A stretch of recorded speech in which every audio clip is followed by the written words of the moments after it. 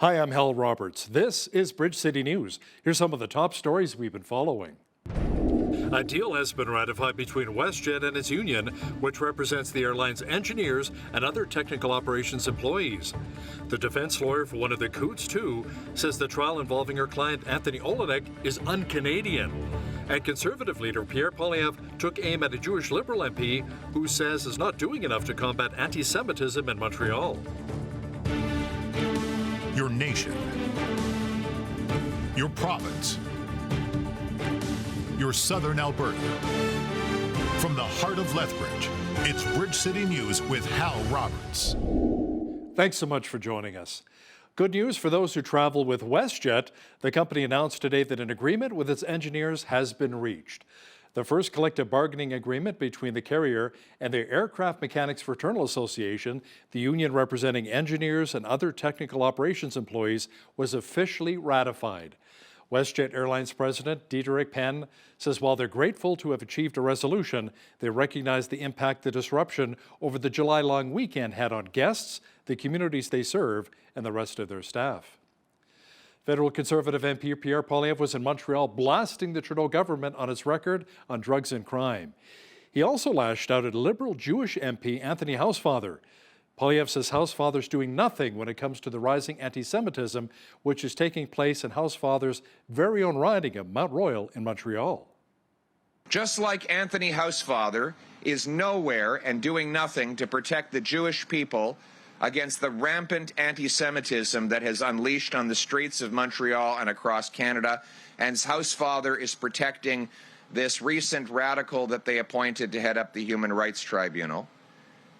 Housefather votes to give money to UNRWA terrorists, and he stands by Trudeau, who's the most anti-Israel prime minister in Canadian history. The defense lawyer of Anthony Olenek, who's part of the Coutts 2 on trial, claims that the legal proceedings are un-Canadian, and she accused RCMP officers of lying under oath. Marilyn Birds made the mention of this during her opening statement on Thursday. She expressed her disappointment in the conduct of the RCMP during and after the Coutts border protests, including undercover police officers who testified earlier. In Olenek's defense, Burns claims that Olenek and many others at the time of the protest came to the belief that they would be required to defend themselves against police and government violence. Olenek and Chris Carbert are accused of conspiring to commit murder of police officers, illegal possession of firearms for dangerous purpose, and mischief. The Hells Angels rode into Lethbridge on Friday to set up a new chapter and clubhouse here in the city. Earlier today, they also pitched a tent on Mayor McGrath Drive, selling T-shirts and other clothing. Now, Bridge City News spoke to a member off camera who said that Hells Angels are here to stay in the city. Members from other chapters, including Calgary and Manitoba, came out to show their support. Many motorists and other drivers who passed by honked their vehicles in support of the group as well. Now, some members expressed how happy they are being in the city, and some even said, quote, "They are not a criminal group that many would have you believe." The Hells Angels began in California in 1948 and has grown to over 6,000 members with 467 chapters in 59 countries around the world. Police and other international agencies consider the Outlaw Biker Club an organized crime syndicate.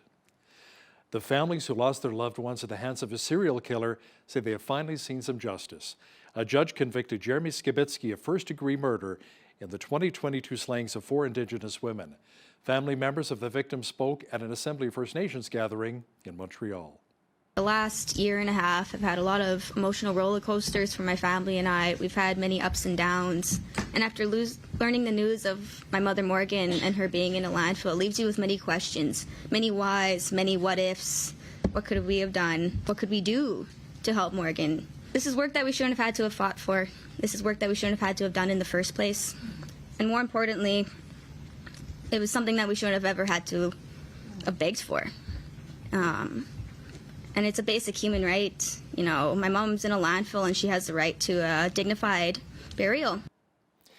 At least 60 people are believed to be missing in Nepal after 2 buses were swept away by a landslide off the highway into a swollen river earlier today. The tragedy occurred around 86 kilometers west of the capital of Kathmandu. At least 3 passengers survived with only minor injuries after they jumped off the buses before the massive rocks and mud came crashing down from the slopes. Efforts by search and rescue personnel and around 24 divers have yielded no signs of the buses or passengers so far. Video has been released showing the aftermath of fighting and airstrikes in a Gaza City neighborhood. Fighting between the Israel Defense Forces and the terrorist group Hamas continues. Civil defense workers dug bodies out of collapsed buildings and collected dozens of Palestinians who were killed this week following an Israeli assault in Gaza. Israel says the military launched an incursion into the districts to fight what it said were Hamas terrorists who had regrouped. The grisly scenes underscore the horrifying cycle 9 months into the war in Gaza. According to TBN Israel correspondent Yair Pinto, the IDF says Hamas is embedding itself not just in hospitals in the region, but also at schools once again, using the Palestinian people as human shields. The combat teams of the 7th Parachute Brigade has been fighting for over a week above and below ground in the Sajaya neighborhood of Gaza City. In recent days, they have engaged in dozens of face-to-face battles, which have resulted in the elimination of over 150 terrorists and the destruction of several tunnels, as well as large quantities of captured weapons and ammunition. Intelligence materials that were left behind by the terrorists is currently being examined and used to plan the next phase of the operation. A ceremony was held in Gatineau, Quebec, welcoming Canada's new Army commander. Michael C. Wright assumes command of the Canadian Army from Jocelyn Paul. The event was presided over by Chief of Defence Staff, General Wayne Eyre. I am grateful to every officer, senior NCO, and fellow member of the Canadian Armed Forces who has given me the tools, the skills, the examples of leadership, and collective lessons on the importance of service that have helped develop me into the leader I am today. And I'm honored that so many of those people who have influenced me throughout my career are here today, both in person and online. I'm grateful to those who have entrusted me with this great responsibility. To the Chief of the Defence Staff, General Eyre, General Carillon, and all members of Armed Forces Council Executive, and to Minister Blair, thank you for your confidence. A wildfire near the Saskatchewan-Manitoba border has prompted evacuation warnings in certain communities. People in Flin Flon, Manitoba, along with those in Creighton and Denair Beach in Saskatchewan, have been told to prepare emergency bags and be ready to leave at a moment's notice. A wildfire near Creighton is not contained, and town officials say a fresh air centre is being set up for the vulnerable because of smoke. The village of Denair Beach says there are concerns the community may lose its highway access and suffer power outages. BC Wildfire Service crews are battling a 10-hectare blaze in the ancient forest park in Prince George that is the inlet temperate rainforest in the world with 1,000-year-old trees. The park's terrain, ecological and Indigenous cultural values are making fighting the fire very challenging. There are around 150 fires burning across British Columbia. A campfire ban went into effect today for all regions except Haida Gwaii as the temperatures continue to soar. Well, we've been enjoying some pretty hot weather here this week in Lethbridge as well. Jeanette Rocher is now with an early look at the forecast. Jeanette, as for the weekend, we can expect more sunshine and hot temperatures? Oh, we sure can, Hal. Now, although we are out of those heat warnings for now, it doesn't mean that the heat is going away anytime soon.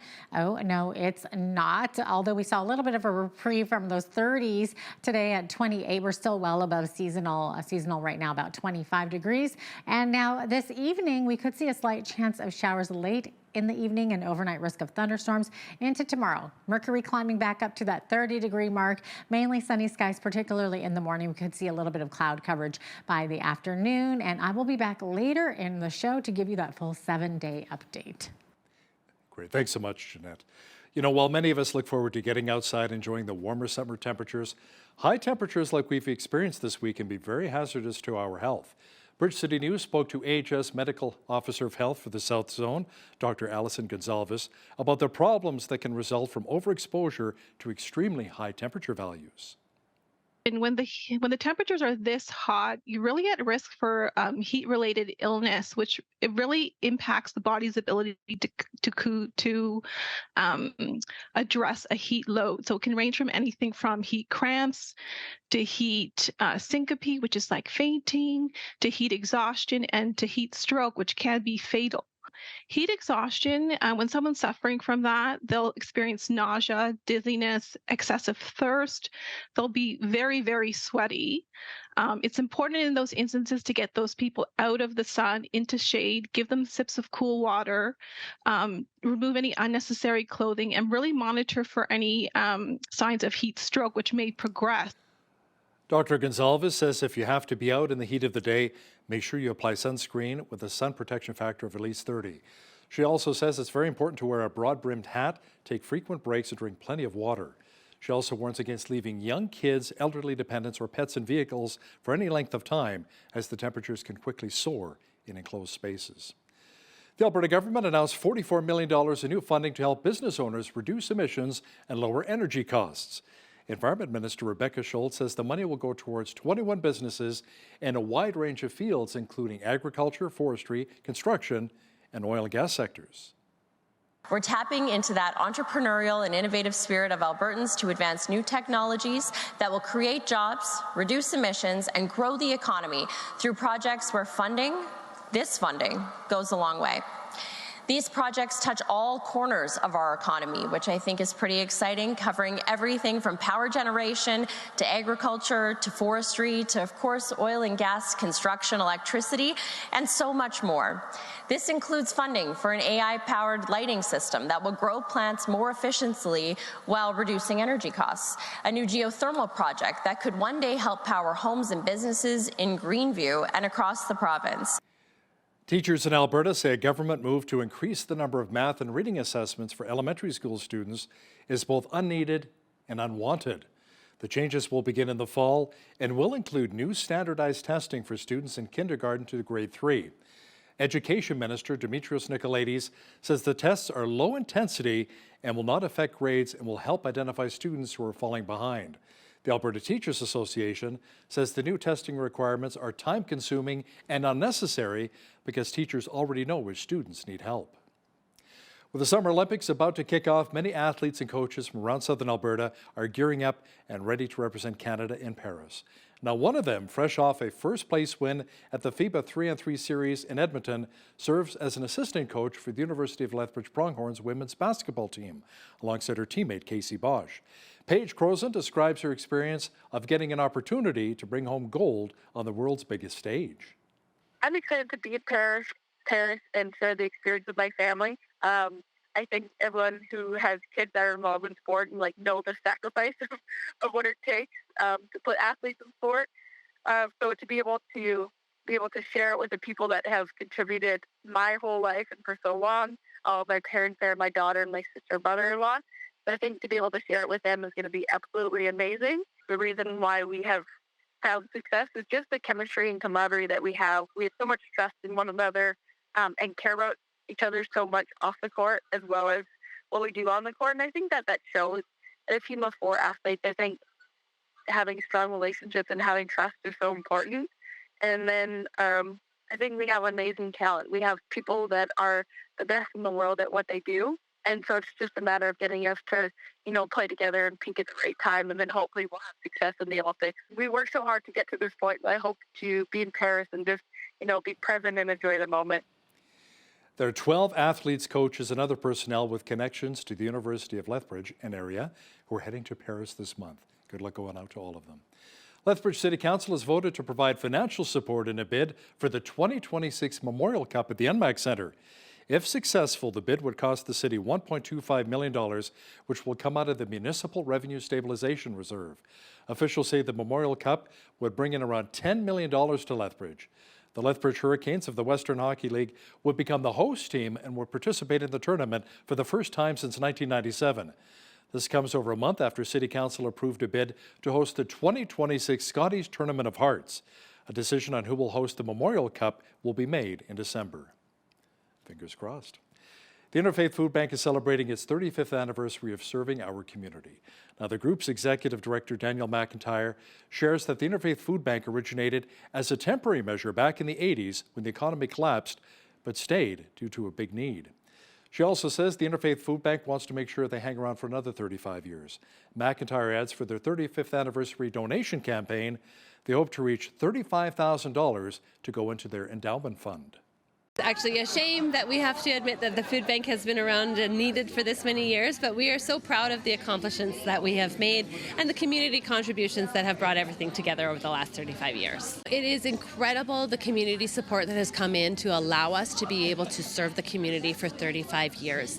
There's a lot of milestones and markers that we can celebrate, but I think the most important thing to acknowledge is the number of lives that have been touched over these 35 years. We're a vital service in the community, and we're very grateful that the community acknowledges that and is helping us to make sure that we'll be here for the future as well. We will continue to provide emergency food services as our primary service, but underlying issues that lead to food insecurity are really what our next goals are, is to battle the reasons why people are at the food bank in the first place. There are more than 100 food banks and food hamper programs operating throughout Alberta. Thank goodness for our food banks. Well, we enjoyed another beautiful hot summer day across much of southwestern Alberta, and a balmy weekend is shaping up as well. Full weather details are on deck.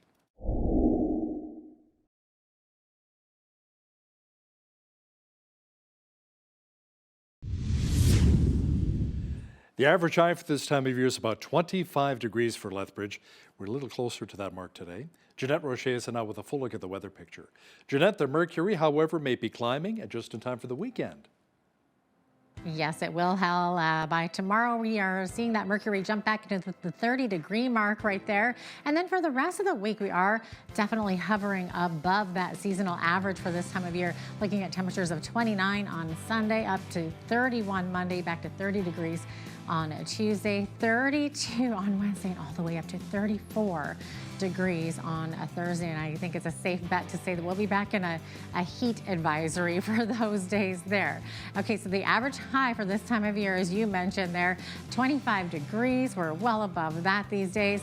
10 degrees the average low. 36 was our high temperature on this day, happening back in 1964. And in 2008, we were sitting at only 5 degrees in July. What is that? Okay, sun rose this morning at 5:38. Sunset this evening at 9:36 p.m. So we are at 15 hours and 58 minutes of daylight, 1 minute shorter than yesterday. Days are getting shorter now. Okay, Victoria seeing some nice sunshine, 24 for a high, but 19 where the winds blow onshore, 23 for a high in Vancouver, but more like 28 inland. Sunshine there. 60% chance of showers in Edmonton tomorrow, high of 24 degrees, 25 in Calgary. Going to be nice earlier in the day. Could see that cloud coverage come in the afternoon and a slight chance of showers and a risk of late afternoon thunderstorm there. So keep that in mind if you're heading out to Stampede tomorrow. Okay, 24 for a high in Saskatoon, looking at 60% chance of showers. Could be a risk of a thunderstorm as well. Regina seeing mainly sunny skies, 27 for a high, and 26 is the expected high tomorrow in Winnipeg. Could see a slight chance of showers with a risk of an afternoon thunderstorm there. Okay, so we have some heat warnings in effect for, actually that's more on the east coast. As we get to central Canada, we got clear skies, 29, both Ottawa and Toronto. Montreal looking at a chance of showers there, 29 for a high there. As we get into the Maritimes, here's where we're seeing the heat warnings in effect in Fredericton and Halifax. They're in effect from Friday right through till next Wednesday. So it's going to be a very hot one coming up. 28 for a high in Fredericton. Fredericton also seeing 5 millimeters of rain. Halifax expecting some rain and thunderstorms tomorrow. 27 for a high there, but humidex, we're looking at like 35, 37, 40, 26 for a high in Charlottetown. Could see showers and risk of thunderstorm as well. And 25 for a high in St. John's with a 40% chance of showers or drizzle. So there you have it. That is your forecast. AT&T says data for nearly all of its customers was downloaded to a third-party platform in a security breach. The telecommunications company says the breach took place in 2022, hitting AT&T's cell and landline customers. An internal investigation found compromised data, including files containing AT&T records of calls and texts between May 1st of 2022 and the end of October of the same year. Company officials say the breach impacted more than 100 million customers in the United States and close to 2.5 million business accounts. The Canadian Real Estate Association plans to cut back its housing market forecast for the rest of the year. This comes as the market sees more supply and a quiet spring, which are the result of fewer interest rate cuts expected this year. CREA says it anticipates a gradual rebound of the national housing market, with around 422,400 properties forecast to trade hands this year. That would be a 6.1% increase from last year, which is down from Korea's April forecast of 10.5%. When we plan our faraway getaways, we often hope that our airline will fly us to a carefree place. But sometimes trouble happens because of the airline, and it's important to know your rights as an air passenger. Gabor Lukács, president of the Air Passenger Rights, explains the rules that airlines are supposed to follow when it comes to luggage delays. Say your bag is delayed only for 3 days. Airlines will try to tell you we're going to pay you only $50 or $100 per day, and you can use only that money for your incidentals. That's untrue. Under the law, if your baggage is delayed, you can incur up to $2,300 per passenger of reasonable out-of-pocket expenses to purchase items that you need immediately. Make sure you catch our full interview with Gabor Lukács, president of Air Passenger Rights, coming up after business news. Now, here's a look at today's markets. The TSX was up 129 points on the day to finish at 22,673. The Dow was up 247 points to 40,000. The S&P 500 was up 30 to 5615, and the Nasdaq was up 115 points to finish at 18,398. West Texas Intermediate oil was down 37 cents to 82.25 US per barrel. Natural gas was up 5 cents to 2.32 US. Gold was down 11.46 to 24.1284 US an ounce, and silver was up 36 cents to 31.24 US an ounce. Feed wheat is at $7.89 per bushel. Barley is at $5.92. Canola is at $14.71. And corn is at $7.16 per bushel. Live cattle August contract was up 13 cents to $182.38. Feeder cattle August contract was up $2.50 to $258.65. Lean hogs were up 15 cents to $88.70, and the Canadian dollar was down slightly over the past 24 hours to 73.30 US.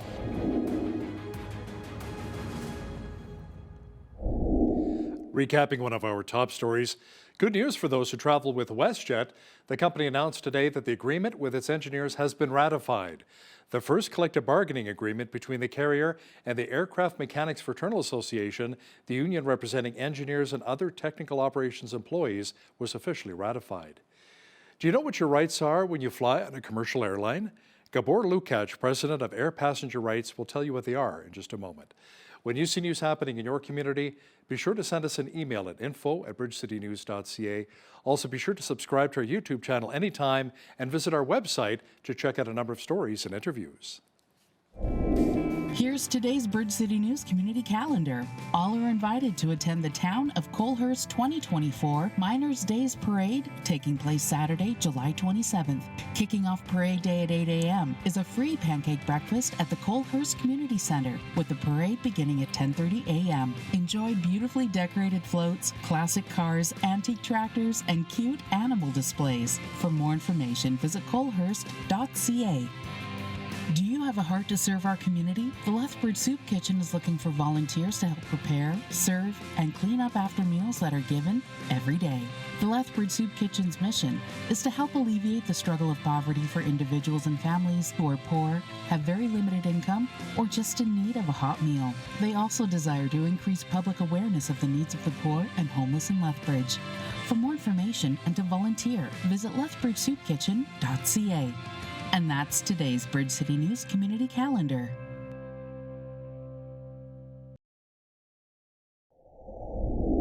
Many of us who travel have from time to time run into issues with various airlines, everything from lost or damaged bags, flight delays, or even cancellations. So what do we have as rights as passengers? What is required of the airlines? Well, joining us today to discuss this in more detail is Dr. Gabor Lukács. He's the president of Air Passenger Rights since 2008. He's been volunteering his time to fight for passenger rights and has filed more than 24 successful complaints with the Canadian Transportation Agency. And he's joining us today from Budapest, Hungary, visiting some family. Dr. Lukács, welcome to Bridge City News. Good morning, good afternoon, whichever time it is for you. Now, from your research, what percentage of Canadian travelers really know what their rights are? We don't have precise data on that, and of course that's a fundamental problem, that there's so little data available on all passenger rights issues in Canada, which in the US there's a treasure trove of data from just the Bureau of Statistics. But just from anecdotal evidence, just from dealing with passengers day to day, there is a vast majority of passengers who are not aware of their rights. What perhaps has changed over the last close to 2 decades of advocacy is that now passengers at least ask the question, do I have some rights? While in the past they just assume that there's none. Still, passengers often look at the airlines for answers about their rights, and of course the airlines will tell them you have none. So we have made a kind of first step in education of passengers that they now know to ask the question, but still where to find their answers and where to find reliable answers is still a challenge for many passengers. I recently ran into an issue with an airline. I don't want to say which airline, but I went from Calgary to Las Vegas, Nevada, just to see some of the sites. I really don't gamble. And then I went to Arizona to see the Grand Canyon. But my bag got damaged beyond repair. It was just terrible from the baggage handlers. So I filed a claim, and surprisingly, within 2 weeks or so, they reimbursed me completely for that bag. I was quite shocked. Is that out of the norm, in your opinion?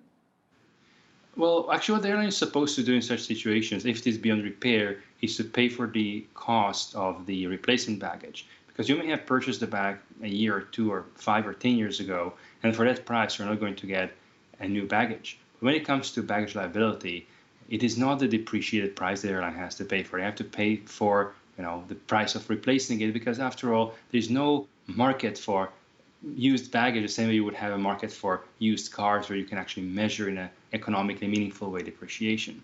So it was a good approximation. Probably they got off cheap, but the law is that if they damage your baggage, and unless your baggage has an inherent defect like it's made of glass, something truly obvious, then the airline will have to pay for damage to the baggage and also damage for its contents, if there is damage to the contents as well. I understand that in Canada we have something called Air Passenger Protection Regulations, which are administered by the Canadian Transportation Agency. Are they making the rules clear enough for Canadians, in your opinion, or there's still maybe a lot of questions? There are lots of questions, and the Air Passenger Protection Regulations feel very much like they were written by the airlines, for the airlines. They're not only unclear, but on those points that they are somewhat clear or not completely ambiguous, they do seem to very much favor airlines and often just look good on the paper, but in practice make it impossibly difficult for passengers to get compensation, which they should be paid. I noticed on your Facebook page, a traveler alleges that there's a certain airline has been refusing to rebook passengers on competitors' airline, contrary to the Air Passenger Protection Regulations. And in addition to that, they're also alleging refusing to pay for passenger meals and accommodation, even though it is also required? Those issues are particularly prominent in WestJet, although Flair is somewhat guilty of that type of issues. But WestJet is a larger airline, so we hear far more about WestJet than Flair, even though Flair is quite bad in many different ways as well. So maybe we need to unpack it. If your flight is delayed or canceled for reasons within the carrier's control, which would include situations such as maintenance issues, certainly crew issues, and so on, and they cannot rebook you on an alternative itinerary that departs no more than 9 hours within the original itinerary, and this has to be next flight, not earlier flight, then the airline has to buy you a ticket on a competitor airline if they cannot do it rebooking on their own partners. So say they have their next available flight only in 12 hours, but there is a flight on a competitor airline in 6 hours, they actually have to take out their corporate credit card and buy you a ticket on that competitor flight within 6 hours. That often or almost never happens, even though that's what the law says.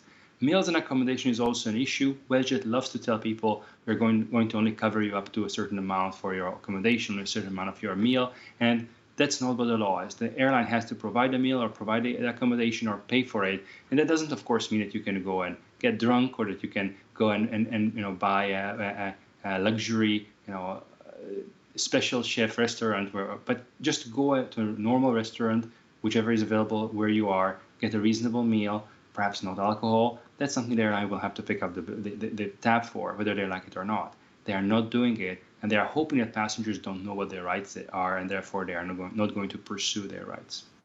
So if a passenger runs into an issue, should they maybe start taking their complaint to the airline? Maybe start with the airline first?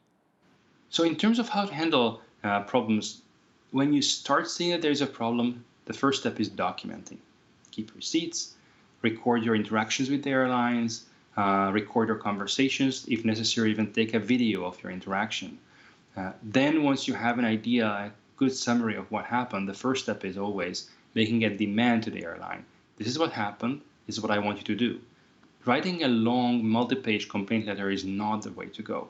What you want to do as a passenger is a relatively short, professional, business-like letter, starting with what you want, ending with what you want, and in between just explaining the few facts that are needed for a reasonable person to conclude that what you want is really what is owed to you under the law. That's it. I will give them 30 days to respond. If there is no response within 30 days, or if there is no favorable response or no payment within 30 days, the next step is serving the airline with small claims court papers to recover what they owe you. Now, the airlines will love to try to send you to Canadian Transportation Agency. Unfortunately, that organization has been captured by the airline industry. They are not really acting in the public best interest. There are lots of concerns about their impartiality. They also have a huge backlog of years before they often will get to your complaint. So in a small claims court, a judge may agree or disagree with you, but you are going to get most likely a fair hearing. And that's more than what the government can give you at a Canadian Transportation Agency. Now, we talked a bit about damage bags. What about lost luggage? You know, when this happens, I know I've heard people talk about it's not uncommon for airlines to kind of mislead passengers sometimes as to how much compensation they're entitled to. So let me ask you something. What are we entitled to? You see, misleading passengers about their rights is a common problem, not just about baggage. When it gets to baggage, there are several sub-issues here. There's a distinction between delayed baggage and lost baggage. A baggage is lost if you don't get it back within 21 days of the time you were supposed to get it when you arrived at your destination. But say your bag is delayed only for 3 days. Airlines will try to tell you, we're going to pay you only $50 or $100 per day, and you can use only that money for your incidentals. That's untrue. Under the law, if your baggage is delayed, you can incur up to $2,300 per passenger of reasonable out-of-pocket expenses to purchase items that you need immediately. This is not a license to go on a shopping spree, and I caution passengers not to do that, because I've seen cases when passengers have purchased an unreasonable amount of items and reasonable quantity and reasonable prices and unreasonable items themselves that were not even needed that much. And the judges just said, no, we're not going to order the airline to pay for it. But for example, if you go to a business meeting, normal business meeting, you arrive and your baggage, in which you have your suit and a tie and your dress shoes, are not there. You can certainly go out and either rent one if you can, or buy one if that's what you need for your business meeting. And if it means $1,000 in expense, let it be. What you cannot do is go to a wellness, or a spa, and all of a sudden buy a suit there, because it's not reasonable. Nor can you expect to buy skiing boots if you're going to a business meeting. It has to be relevant to the purpose of your trip, the expenses that you incur. But if that's the case, then up to the $2,300 Canadian dollars limit, the airline will have to pay for your bill. Now, if your baggage does not arrive within 21 days, that's a lost baggage at that point, then the airline has to pay for the entire contents of the baggage and the baggage itself. How you prove it, that can be a problem with your notes. That's why I, for example, keep very detailed packing lists of what I have in my baggage, and about their value, you just purchase replacements, and that's how you prove what is the replacement value for the loss, which is a bit tricky, but that's really how you can deal with the situation. Airlines don't always pay up, and that's part of the game. If they don't, after 30 days, you serve them with small claims court papers. So Dr. Lukács, let me ask you something. How long can an airline keep passengers waiting in the plane on the tarmac? Under the current rules put in place by the government, they can keep a passenger there up to 3 hours and 45 minutes with all the extensions they can add to it. And this is something that has been quite a concern to me when the APPR, the Air Passenger Protection, were introduced, because actually prior to that, most airlines had terms and conditions that date back to the previous government's agreement with the airlines about codes of behavior, and that was actually 90 minutes. So the APPR was relaxing the requirement of how long a passenger can be kept on the tarmac, which is quite unfortunate. There are times when a passenger will be denied the right to board an aircraft. Now, if this ends up being the airline's mistake, is it true that the passenger is not entitled to any compensation? Any compensation is maybe an overstatement, but denied boarding compensation maybe not. Let's just unpack that. So when you show up at the airport with your passport, with your documents, with your travel ticket, there are two ways you can end up not getting on the plane. One is, say they don't check you in for some reason, even though you're there on time. And the other is, you do have all your boarding passes, you show up at the boarding gate, and there are too many passengers there. In Canada, unfortunately, the current government defined denied boarding as a very narrow case when you are already at the boarding gate and there are just too many passengers compared to the number of seats. And if you show up at the check-in counter and they just tell you, sorry, we don't like your face, we won't transport you today. In Canada, that would not fit the legal definition of denied boarding, even though in the rest of the world, especially in the European Union, which has the gold standard of passenger protection, that would obviously be denied boarding. It doesn't matter whether you are denied boarding because it was overbooked or because they didn't have enough staff members at the check-in counter. What matters is you showed up at the airport with a ticket, with a passport, and still you didn't get on the plane. So in Canada, unfortunately, we have a problem that when it happens to you at a check-in counter, for example, then you can still claim damages under breach of contract or if you travel internationally under international law for your delay. But you cannot actually claim damages under the air passenger protection regulations under the heading of involuntary denied boarding. And this is one of the major issues that we have been flagging for the past 5-6 years with the government, that this should be fixed. It would affect a smaller number of people, but surely if you paid good money for your ticket and if you have all your travel documents and you are at the airport on time and you still don't get on that plane for no fault of your own, there's no reason on earth why you should not be fully compensated. So how does Canada compare with the European Union regulations? Are we a little behind, perhaps? We are badly behind. The Canadian air passenger protection regulations are a mockery of what passenger rights could be and should be in Canada.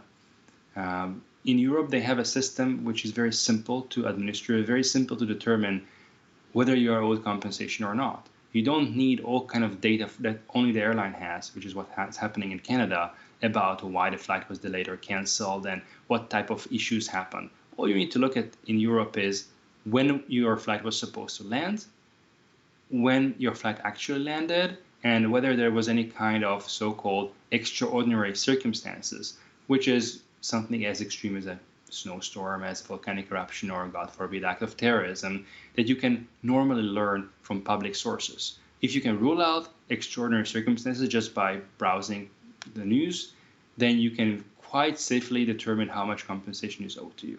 And that's what we are sorely missing in Canada. In Canada, there are so many loopholes, so many excuses for airlines, that it makes it very difficult, not just for passengers, but also for judges, for decision makers, to determine quickly, efficiently, whether a couple $100 compensation is owed to the passenger. From a societal perspective, not just as a passenger rights advocate, if the cost to society of determining the fate of a few $100s ends up being thousands of dollars, then something is wrong with the system. And that's something that we have been cautioning, again, the government since 2019 approximately, even perhaps a bit earlier, that this would not work. And that's what we are seeing now. That's why we have a huge backlog at the Canadian Transportation Agency, because just deciding one complaint is taking a disproportionate amount of time and resources. Dr. Gabor Lukács is the president of Air Passenger Rights. Thanks so much for joining us today from Budapest, Hungary. Thank you very much for having me.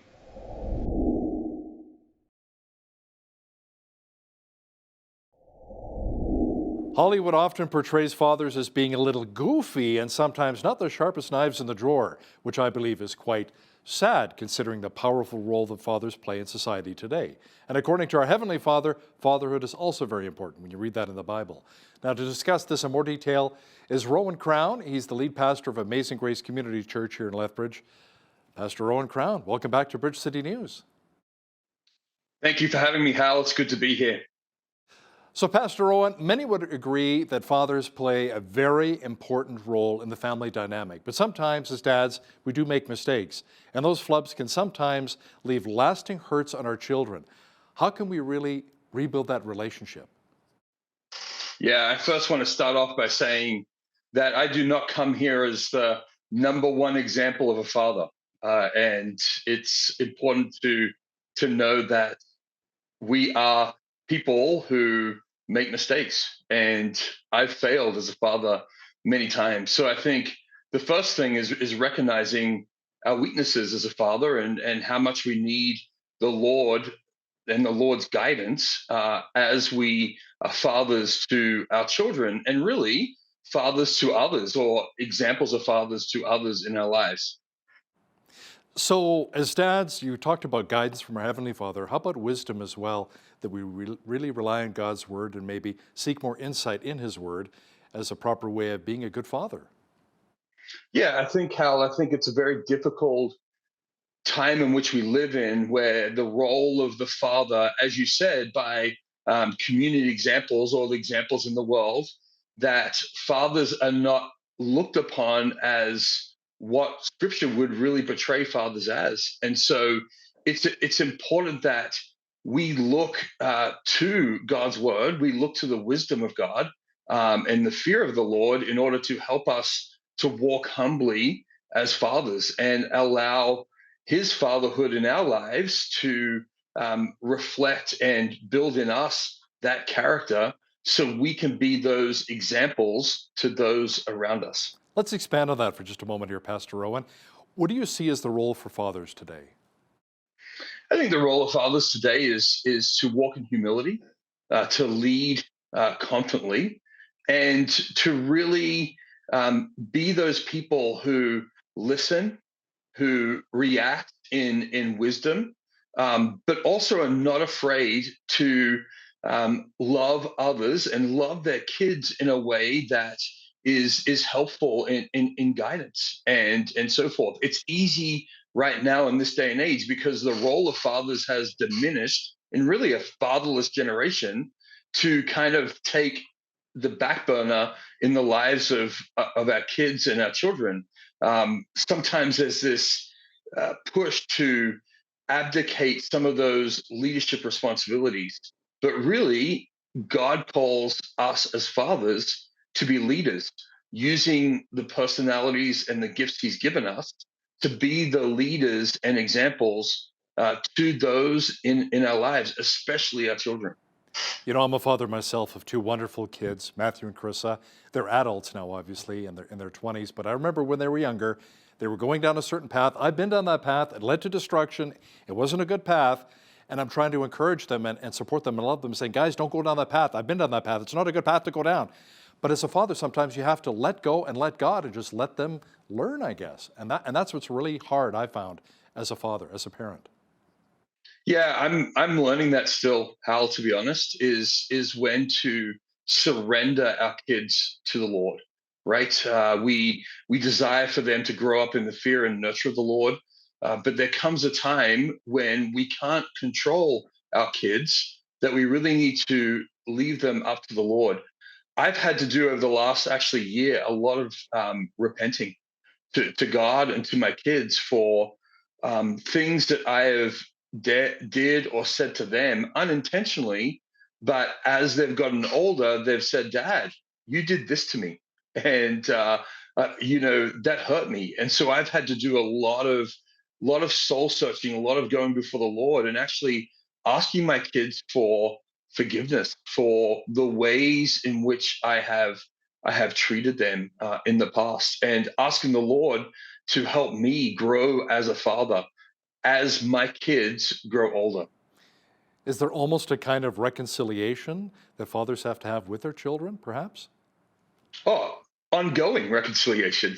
That's what relationships are, is that ongoing reconciliation and so forth. But we also don't need to beat ourselves up, because we, as fathers, often are doing the best we can with what we've been given. And so it's important to remain humble and repentant, but also realize that we are not perfect and we fall short of those expectations.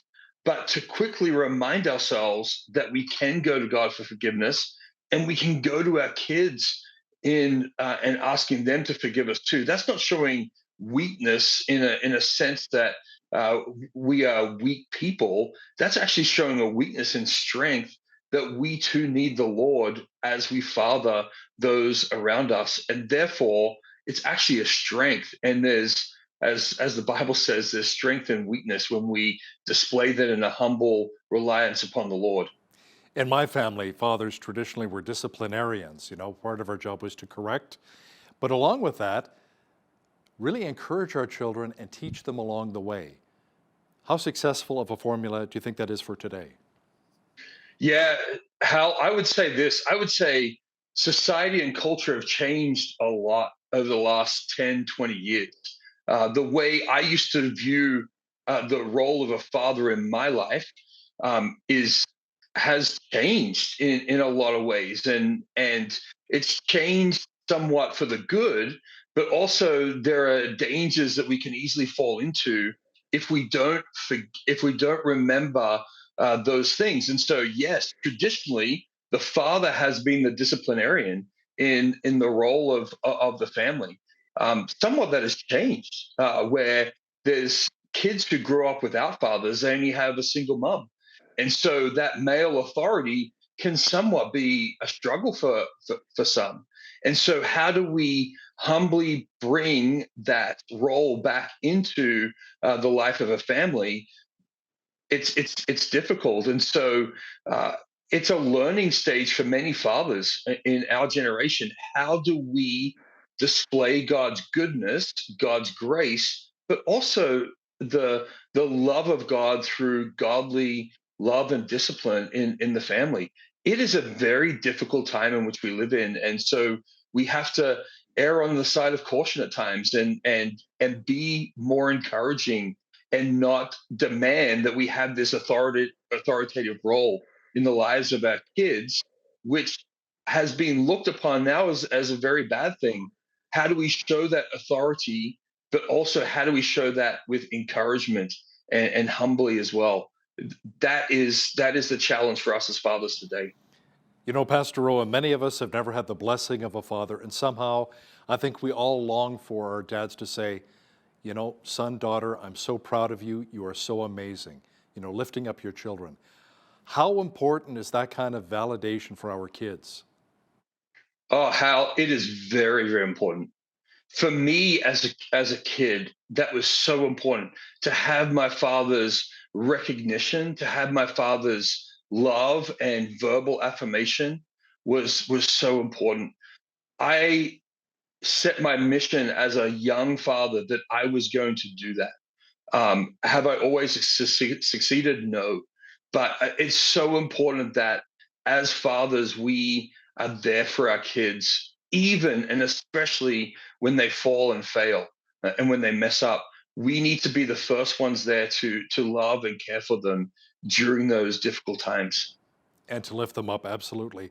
So, Pastor Owen, for fathers who are watching our program right now on Miracle Channel, Bridge City News, and have never actually done that, said, you know what, I'm really proud of you and I love you, they find it a little difficult, what advice would you give them to get started with that? I think it comes down to searching your own heart before the Lord, right? And really turning to Him, and confessing the way in which you have not been there for your children in that way.